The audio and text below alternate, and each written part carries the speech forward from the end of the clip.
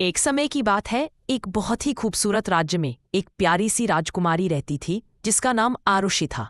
आरुषि बहुत ही दयालु और हंसमुख थी और उसके पास एक अनोखा दोस्त था, एक नन्ही सुंदर परी जिसका नाम टिया था।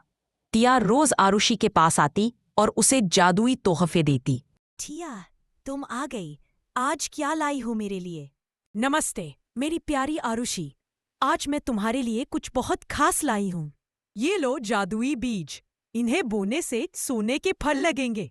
और ये देखो, एक जादुई चटाई, इस पर बैठकर तुम जहाँ जाना चाहो जा सकती हो।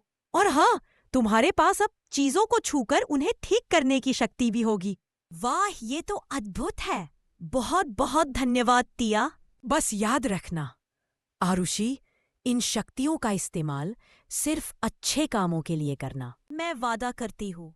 आरुषि ने तुरंत वे जादुई बीज अपने बगीचे में बो दिए। कुछ ही देर में वहां एक पौधा उगा और उस पर चमकते हुए सुनहरे तल लग गए।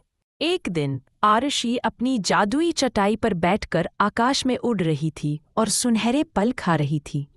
उसकी खुशी का ठिकाना नहीं था, लेकिन एक बुरा आदमी था जिसका नाम कालिया था।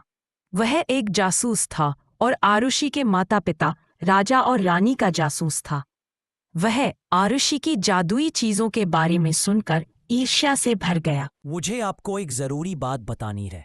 राजकुमारी आरुषि के पास जादुई शक्तियां हैं। एक परी उसे जादुई बीज, जादुई चटाई और चीजों को ठीक करने की शक्ति देती है।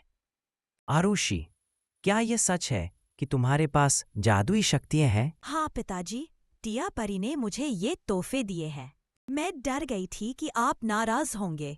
राजा और रानी ने आरुषि से उसके जादुई तोहफे ले लिए और उसे अपने कमरे में बंद कर दिया। आरुषि बहुत उदास हो गई। टिया परी भी उसे ढूंढने आई, लेकिन आरुषि तक पहुंच नहीं पाई। उसी रात राज्य में एक भयंकर आग लग गई। आग पूरे महल में फैलने लगी। राजा और रानी आग में फंस गए। हमें बचाओ, कोई हमारी मदद करो। किया चीजों को छूकर ठीक करने की शक्ति। उसने अपने कमरे का दरवाजा छुआ और वह खुल गया। वह दौड़कर आग बुझाने के लिए गई।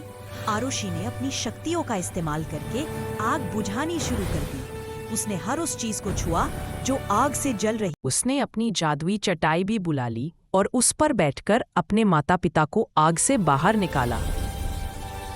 आरुषि अपनी जादुई चटाई पर उड़ रही थी। टिया उसके साथ थी और वे दोनों खुशी खुशी बातें कर रहे थे।